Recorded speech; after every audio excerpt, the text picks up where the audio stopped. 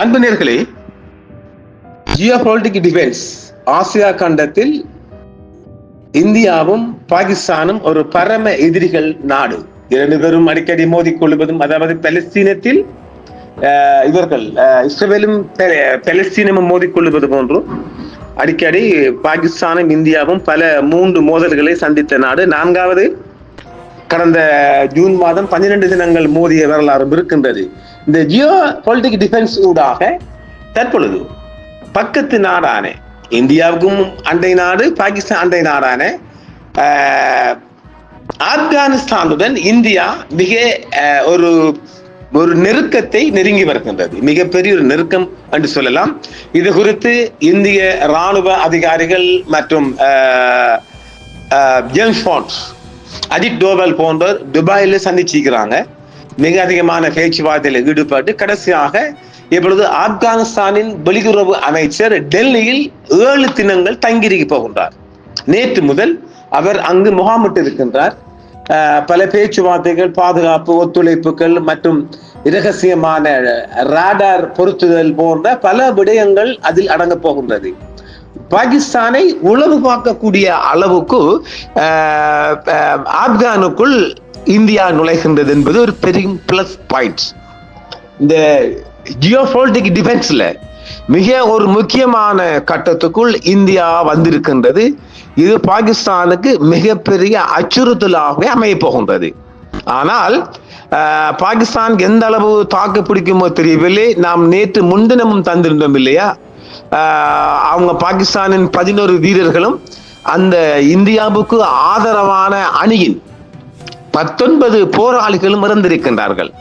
ஆக இது அடிக்கடி நடக்கும் என்றும் நாம் சொல்லி இருக்கின்றோம் இல்லையா. அந்த வகையில் பார்க்கின்ற போது ஆப்கானிஸ்தானின் வெளியுறவு அமைச்சர் இப்பொழுது டெல்லியில் முகாமிட்டது என்பது மிகப்பெரிய ஒரு பேசி பொருளாகவே அமெரிக்காவும் பார்க்கின்றது. ஏனெனில் இந்தியாவுக்கு ஒரு புகலிடம் ஆப்கானிஸ்தான் வழங்குவது குறித்து மிக அதிகமான பேச்சுவார்த்தை செய்து வருகிறது. அதை விட முக்கியமாக 2 தினங்களுக்கு முன்பாக ஒரு இந்திய நபர், அவர் ஒரு உளவாளியா இருக்கலாம், ஊர்ஜிதம் இல்லை. அவர் நீங்க எங்கிருந்து வாரீங்க, அதாவது அவங்களோட பாயிண்ட்ல, பார்டர் பாயிண்ட்ல ஆப்கானிஸ்தான் வீரர்களிடம் அவர் காட்சி அளிக்கின்றார். எங்கிருந்து வாரீங்க, அவர் இந்தியா என்று சொல்கின்றார். இந்தியா என்றவுடன் அவரே சந்தோஷம் பண்ணி வெல்கம் பண்ணி அவர் பாஸ்போர்ட்டை பார்க்க மாட்டார். இதெவ்வளவு மோட்டுத்தானம், இப்படித்தான்டா ஈரானுக்குள்ளே நுழைஞ்சானுகள். அப்ப நீங்க இந்தியாவுடன் நெருக்கம்ங்கிறதால இந்தியாவிலிருந்து உளவாளியெல்லாம் வரமாட்டானுங்களா? எவ்வளவு உளவாளி வருவான் இல்லையா? அப்ப ஆக இதுதான் இந்த கோட்டை விடும் இடங்கள். அவர் மோட்டார் பைக்கில் ஊர் சுத்திப்பார். அவர் ஒரு ஆலம்பாக்கம் போயிருக்கலாம், அவர் ஒரு முன்னகர்வாகவும் போயிருக்கலாம். இந்திய உளவாளிகள் எந்த ரூபத்திலும் செல்லக்கூடியவர்கள். அந்த வகையில் ஆப்கானிஸ்தானுக்குள் மிக அதிகமான இந்திய உளவாளிகளும் நுழைந்து கொள்ள மிக அதிக வாய்ப்பு இருக்கின்றது. ஏனெனில் தனது பரம எதிரியை அழிப்பதற்காக அல்லது மோதுவதற்காக அல்லது பின்வாங்கல் செய்வதற்காக இந்தியா எந்த எல்லைக்கும் செல்லும், எந்த விலையும் கொடுக்கும். அந்த வகையில் அத்துடன் ஆப்கானிஸ்தான் மண்ணிலிருந்து இந்தியாவுக்கு எதிராக எந்த சக்திகள் இருந்தாலும் அதை நாங்கள் பூண்டோடு அழித்து விடுவோம் என்று சொல்லுங்கள். இது கிடையாது. ஆப்கானிஸ்தானுக்கு இந்தியாவுக்கும் நல்லுறவே இல்லை. எப்பிருந்து 99ஆம் ஆண்டிலிருந்து அவர்கள் நல்லுறவே இல்லை கிட்டத்தட்ட. அவங்கள் ஏன் காரணம், இந்திய ஏர்லைன்ஸ் விமானம் 814, இது நீங்கள் சிலருக்கு அது நினைவு இருக்குமோ எனக்கு தெரியல. இது கொஞ்சம் சில ஆண்டுகளுக்கு முன்பட்ட செய்தி இல்லையா, அதனால் அது பெரிய அளவு தாக்கம் செலுத்துமா என்பதும் எனக்கு தெரியல. ஆனால் இதனால்தான் இந்தியாவும் ஆப்கானிஸ்தானும் மோதிக்கொண்டதுக்கு அப்பால் ராஜரீதிய மட்டத்தில் அவங்கள டிப்ளமேட்டிக் மிஷன்ல அவங்களோட உறவு இருக்கல.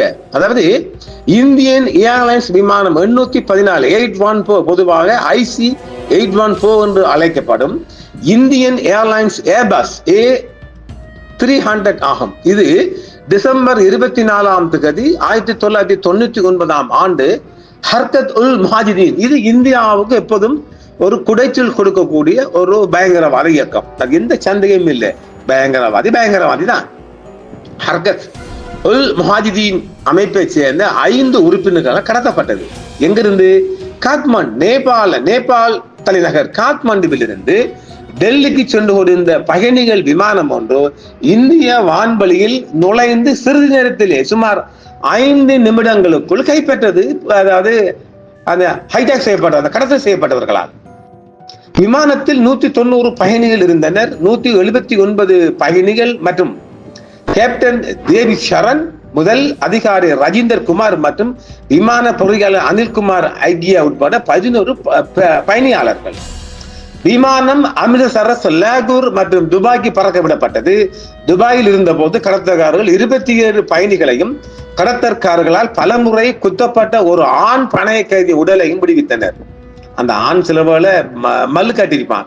மல்லு நடந்தாலே தீவிரவாதிகள் குத்தி கொலை செஞ்சிக்கான். அதுக்குள்ள பிளைட்டுக்குள்ள வெடிப்பறக்க இல்லாதே, வெடிப்பறந்த எல்லாரும் செத்து போய் விழுந்துருவானாலே, அதனால கத்தி கொண்ட பயன்படுத்திருக்கான். பின்னர் டிசம்பர் 25 அன்று கடத்தற்காரர்கள் விமானத்தை ஆப்கானிஸ்தானின் கந்தகாரில் தரையிறக்க கட்டாயப்படுத்தினர். இதுதான் அங்க இந்தியாவுக்கும் உங்களுக்குமான தலிபான் ஆட்சியில் அந்த நேரத்தில் கந்தகார் விமான நிலையம் உட்பட ஆப்கானிஸ்தானின் பெரும்பாலான பகுதிகள் தலிபான்களின் கட்டுப்பாட்டில் இருந்தது. அதாவது அவங்க தான் ஆட்சி இருக்கிறாங்க. விமானத்தை சுற்றி வளைத்த தலிபான்கள் மற்றும் பாகிஸ்தானின் இந்த ISI இன்டெலிஜென்ஸ் சேர்ந்த 2 அதிகாரிகள் இருந்ததால் வெளிப்புற தலையீடு தரைப்பட்டது. 2 நாட்கள் உள்நாட்டு பேச்சுவார்த்தைகளுக்கு பிறகு டிசம்பர் 27 அன்று இந்திய அரசு உள்துறை அமைச்சக குழுவை சேர்ந்த ஒரு பேச்சுவார்த்தைக்கு அனுப்புறாங்க கந்தகாருக்கு. பல நாட்கள் பேச்சுவார்த்தைகளுக்கு பிறகு பயங்கரவாதத்திற்காக சிறையில் அடைக்கப்பட்டிருந்த இந்தியாவுக்குள்ள நினைக்கிறேன் அகமது உமர் ஜயித், ஷேக் மசூத் அசார் மற்றும் முஸ்தாக் அகமது சொல்லலாம் சர்கார் ஆகிய 3 பேரை பணைய கைதிகளுக்கு ஈடாக விடுவிக்க இந்தியா ஏற்றுக்கொண்டது. இந்த முஹாஜிதீன் பயங்கரவாத குரூப்பால் முன்வைக்கப்பட்ட டிமாண்ட் அது. இந்திய அரசாங்கம் 3 கைதிகளையும் தலிபான்களும் ஒப்படைத்த பிறகு பயணிகள் மற்றும் பணியாளர்கள் விடுவிக்கப்பட்ட போது டிசம்பர் 31 அன்று பணை கைதிகள் நெருக்கடி முடிவுக்கு வந்தது. 3 முன்னாள் கைதிகளும் கடத்தல்காரர்களும் கைது செய்யப்படுவார்கள் என்று இந்தியா எதிர்பார்த்த போதிலும் அந்த நபர்கள் பாகிஸ்தான் எல்லைக்கு அழைத்து செல்லப்பட்டு விடுவிக்கப்பட்டனர். மேலும் அவர்கள் 2001 இந்திய நாடாளுமன்ற தாக்குதல், 2002 டேனியல் ஃபைல் கடத்தல் மற்றும் கொலை, 2016 பதான்கோட் தாக்குதல் மற்றும் 2019 புல்வாமா தாக்குதல் போன்ற பயங்கரவாதம் தொடர்பான பிற சம்பவங்களில் ஈடுபட்டதாக சந்தேகப்படுத்தப்படுகிறது. இந்தியாவின் மத்திய புலனாய்வு பிரிவு CBI இந்த வழக்கு தொடர்பாக 10 பேர் மீது குற்றம் சாட்டியது. 5 கடத்தல்காரர்கள் உட்பட 7 பேரின் இருப்பிடம் தெரியவில்லை என்று சொல்லப்படுகிறது. அவர்களில் 2 மட்டுமே குற்றவாளிகள் என நிரூபிக்கப்பட்டு ஆயுள் தண்டனை விதிக்கப்பட்டனர். தலிபான்கள் மீண்டும் ஆட்சிக்கு வந்ததிலிருந்து முதல் பயன், அதாவது இந்த பிளைட் ஹைஜாக்கின் பிறகுதான் தலிபான்காரங்களுக்கும் இந்தியாவுக்கும் ஒரு நல்லுறவு இருக்கவில்லை. ஏன் காரணம்? அதாவது பயங்கரவாதிகளுக்கு இடம் கொடுத்ததாக இந்தியா குற்றம் சாட்டுகிறது தலிபான்கள் மேல். அப்ப தலிபான்கள் தான் இந்த பயங்கரவாதிகளுக்கு இடம் கொடுத்ததும் அந்த ஆட்சியாளர்கள், அதாவது தலிபான்கள் இவர்களுக்கு அந்த கடத்தல் விமானத்துக்கான இடத்தை வழங்கியதாகவுமே இந்தியாவுக்கும் தலிபானுக்கும் பொதுவாக இவங்களுக்கும் ஒரு நல்லுறவு இருக்கவே இல்லை. ஆனால் இப்பொழுது தலிபான்களை டெல்லி நெருங்கி வருகின்றது. அதனால் தான் பாகிஸ்தானுக்கு எதிரான பல விடயங்களை இந்தியா அமல்படுத்த போகின்றது என்பதுதான் இதோட பிளஸ் பாயிண்ட். அதனால் தான் டெல்லியில் அந்த ஆப்கானிஸ்தானின் அமைச்சர் முகாமிட்டு இருக்கின்றார். தலிபான்கள் மீண்டும் ஆட்சிக்கு வந்ததிலிருந்து முதல் பயணமாக ஆப்கானிஸ்தான் உயர் தூதர் இந்தியாவுக்கு விமானத்தில் பயணம் செய்கின்றார் என்பதுதான் இன்றைய உலக பரப்பில் நேற்று முதல் பரபரப்பான செய்தியாக பார்க்கப்படுது. இது சற்று பாகிஸ்தானுக்கு ஒரு பின்னடைவு என்றும் நாம் சொல்லலாம். ஐநா பாதுகாப்பு கவுன்சில் குழு அக்டோபர் 9 முதல் 16 வரை புதுடில்லிக்கு பயணம் செய்ய மௌலவி அமீர்கான் முத்தகிக்கு விலக்கு அளித்திருக்கின்றது. இடைக்கால ஆப்கானிஸ்தான் வெளியுறவு அமைச்சர் மௌலவி அமீர்கான் முத்தகி புதன்கிழமை நேற்று முன்தினம் முதல் இந்திய தலைநகர் புதுடில்லிக்கு 1 வார கால பயணமாக புறப்பட்டதாக அவரது வெளியுறவு அமைச்சகம் தெரிவித்துள்ளது. ஆகஸ்ட் 2021 தலிபான்கள் மீண்டும் ஆட்சிக்கு வந்ததிலிருந்து ஆப்கானிஸ்தானின் உயர்மட்ட தூதரக ஒருவர் மேற்கொள்ளும் முதல் விமான பயணம் இதுவாக இருக்கும் தான் ஆப்கானிஸ்தான் தரப்பில் சொல்லப்படுகின்றது. ஆப்கானிஸ்தான் வெளியுறவு அமைச்சகத்தின் துணை செய்தி தொடர்பாளர் ஹபீஸ் ஜியா அஹமது தஹால் முத்தகி தனது இந்திய சகாவையும் பல அதிகாரிகளையும் சந்தித்து காபூல் பிராந்தியத்திற்கும் இடையிலான அரசியல், பொருளாதார, வர்த்தக மற்றும் விரிவாக்கம் பிரச்சனைகள் குறித்து விரிவாக விவாதிக்க உள்ளார். முத்தகிக்கு ஐநா ஒரு விதிவிலக்கு அளித்ததன் பிரகாரம் தான் அவர் இதை பயணமாகின்றார். நேற்று முதல் எதிர்வரும் 16ஆம் தேதி முதல் ஆப்கானிஸ்தானின் முத்தகி அங்கு டெல்லியில் முகாமிட்டு இந்த விடயங்களில் மிக அதிகமான அக்கறை காட்டுவார் என்றும் சொல்லப்படுகின்றது. மேற்கத்திய ஆதரவுடன் ஆப்கானிஸ்தானில் ஆட்சி செய்த ஆட்சியின் வீழ்ச்சிக்கு பிறகு காபூலில் உள்ள தனது தூதரகத்தை புதுடில்லி மூடியது. இந்த விமான கடத்தலுக்கு பிற்பாடு அவங்களுக்குள்ள ராஜதந்திர ரீதியான உறவு எதுவும் இல்லாம டெல்லி மூடியது, தன்னை எம்பேசியை மூடிட்டாங்க. இப்பொழுது தலிபான்கள் மீண்டும் ஆப்கானிஸ்தானில் ஒரு இடைக்கால நிர்வாக ஆட்சியில் இந்தியாவுக்கான தூதரக அலுவலகத்தை காபூலில் திறக்க உள்ளது. இதுவும் ஒரு பாகிஸ்தானுக்கு ஒரு பிளஸ் பாயிண்டான செய்தி என்பதற்கு அம்பால் இது ஒரு மைனஸ் தான். ஆனால் தூதரகம் 2022 ஒரு தொழில்நுட்ப குழுவுடன் மீண்டும் செயல்பாடுகளை தொடங்கியது. மேலும் சமீபத்தில் இடைக்கால நிர்வாகத்தை நேரடியாக ஈடுபடுத்தி இருக்கின்றது. இந்திய வெளியுறவு அமைச்சர் டாக்டர் ஜெய்சங்கர் மே மாதம் முக்தகியுடன் தனது முதல் நேரடி உரையாடலை நடத்தியிருந்தார். அதுதான் அவங்களோட முதல் அத்திவாரம். அழைப்புக்கு முன் பிப்ரவரியில் துபாயில் முத்தகியை சந்தித்த வெளியுறவு செயலாளர் விக்ரம் மிஸ்ரி தலைமையிலான முதல் உயர்மட்ட குழு இந்தியாவுக்கு அனுப்பியது. அதாவது அஜித் டோவல் ஊடாகத்தான் இந்த காய் நகரத்துல நடைபெற்று வருகின்றது. அஜித் டோவல் யாரு? அவர் மிக பெரும் துப்பறையும் ஒரு ஜேம்ஸ் பாண்ட் தெரியும் தானே. அவர்தான் இந்தியாவின் பாதுகாப்பு ஆலோசகர் என்கிறதுக்கு அப்பால் இந்தியாவின் பாதுகாப்பு துறையை வழிநடத்தும் ஒரு முக்கியமான நபர் நாம் பார்க்கலாம் இல்லையா. அவர்தான் இப்பொழுது மிக அதிகமான நெருக்கத்தை ஆப்கான் பக்கம் நெருங்கி இருக்கின்றார். இது பாகிஸ்தானுக்கு ஒரு அச்சுறுத்தலுக்காகத்தான் அந்த நெருக்கம் மிக அதிகமாக நெருங்கி வருகின்றது. காபூலுடன் பிராந்திய நாடுகளின் நடைமுறை ஒத்துழைப்பு ஆப்கானிஸ்தானின் உயர் தூதர் நாடுகிறார். ரஷ்ய தலைநகர் மாஸ்கோவில் ஆப்கானிஸ்தான் குறித்த மாஸ்கோ வடிவமைப்பு கூட்டத்தில் 7வது சுற்றுவிலும் அமீர் கான் முத்தகி உரையாற்றி இருக்கின்றார். ஆக ரஷ்யாவும் கொஞ்சம் நெருக்கத்தை ஏற்படுத்த போகின்றது ஆப்கானிஸ்தானுடன். மீண்டும் ஆப்கானிஸ்தான் இடைக்கால வெளியுறவு அமைச்சர் அமீர் கான் முத்தகி செவ்வாயன்று காபூலுடன் நடைமுறை ஒத்துழைப்பை நோக்கி நடவடிக்கை எடுக்குமாறு பிராந்திய நாடுகளை வலியுறுத்தி இருக்கின்றார். அடுத்தது இந்த ஆண்டு ஜூலை மாதம் ரஷ்யாவில் தலிபான் இடைக்கால நிர்வாகத்தை அங்கீகரித்திருக்கின்றது. ரஷ்யா அவங்களோட ஆட்சியை தலிபானை மீண்டும் ஆட்சியை அங்கீகரித்திருக்கின்றது. ஆப்கானிஸ்தானுடன் நடைமுறை ஒத்துழைப்பை நோக்கி நேர்மறையான நடவடிக்கைகளை எடுக்க மற்ற நாடுகள் மாஸ்கோ வடிவமைப்பு மற்றும் இது போன்ற தளங்களை பயன்படுத்தும் என்று நம்பியிருக்கின்றார்.